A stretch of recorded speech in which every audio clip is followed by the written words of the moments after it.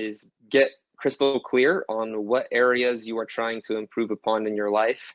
And once you are crystal clear on what areas it is you're looking to improve upon, go ahead and list those out. Like you and I have an Excel sheet, and Thomas is really like the mastermind behind the creation of this Excel sheet. But we have these different columns that we both, I mean, we're both in such alignment with the goals that we're pursuing that the columns just make sense for both of us. And Thomas mentioned these things earlier, but I mean, the things really come down to this. It comes down to like, if the relationships are important to you, if the finances are important to you, if your health is important to you, which all should probably be pretty big goals that we should all be striving to improve upon. Get crystal clear on what those things are, and then reverse engineer it. Like if you have a really big goal you're looking to achieve, like obviously I really liked this girl that I met when we first started chatting, end goal being marriage.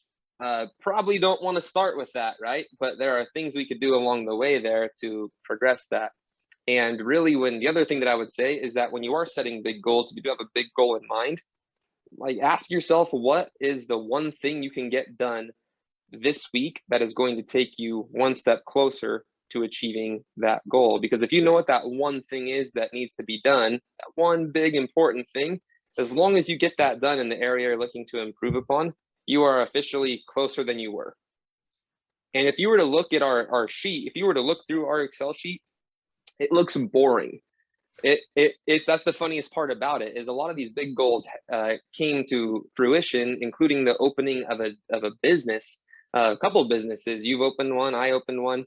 That all came from very apparently, if you were to just look at it, kind of mundane looking goals, but it really is the little daily steps or weekly steps in this case even, that take you from where you currently stand to where you want to be over the course of time. And as long as you stay consistent, you're golden. The other thing I would say too is when you're thinking about who it is you're looking for accountability, find the most rock solid person in your network that you can possibly find. The person who never flakes, the person who never bails. Because if you have someone who is likely to make excuses and flake, I have some friends who I absolutely love dearly, but I would not set goals with. Because they would be the type where I'm busy, and then they wouldn't show up. But with you, we haven't missed a Monday in however many years we've been doing this, like what, 4 years now? Yep. And that's the type of consistency that's going to allow you to achieve these things over time. You can't do it by being inconsistent. Yeah, that's huge. The consistency is absolutely giant, because like some of these goals, just to give some examples that Gabe's talking about, like you're starting an LLC, going on the Secretary of State website and opening an LLC, finding if the name that is available that you need is there, and paying your $100 fee.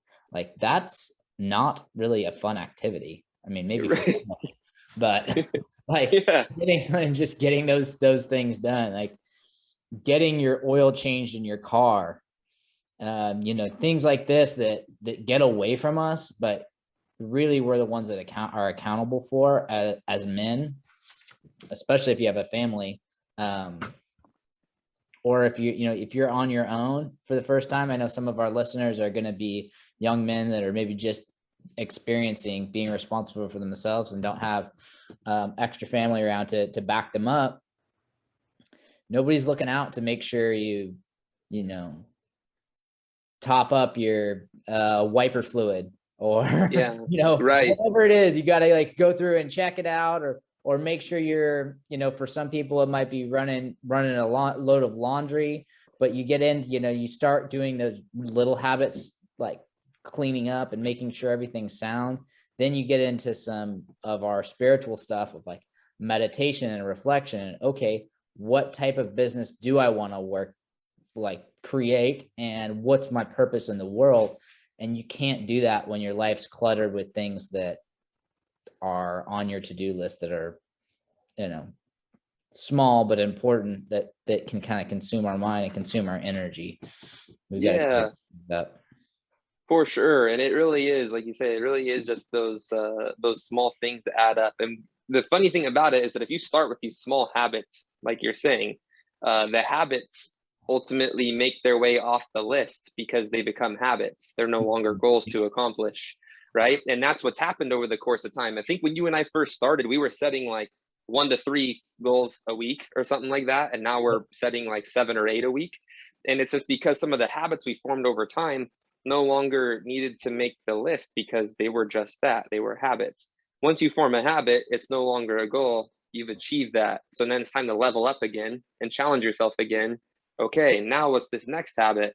And that's how the evolution takes place over the course of time, you know. And it really is something it could be something as simple as I'll use this as an example. I for the longest time was trying to get in the habit of journaling, and I had to start out with journaling 1 time a week, and I worked my way up to 3 times a week. I'm now up to 4 times a week. And just as of like the last couple of weeks, now in that column for spiritual development, you know, I obviously do my journaling, I do my reflection, but now I am listening to, trying to form this habit of listening to some sort of podcast on Stoicism, because I really love Stoicism. And if I could find something that maybe I hadn't considered in my own reflections, it also gives me almost a new journal prompt, right? Not only can I reflect upon what's already going on in my life, I can use what's going on inside of this podcast as a prompt to maybe further develop myself. And it started as trying to journal 1 time a week, you know, and here we are 4 times a week, got that on lock, no problem. But now I need to do something else to push it a little further.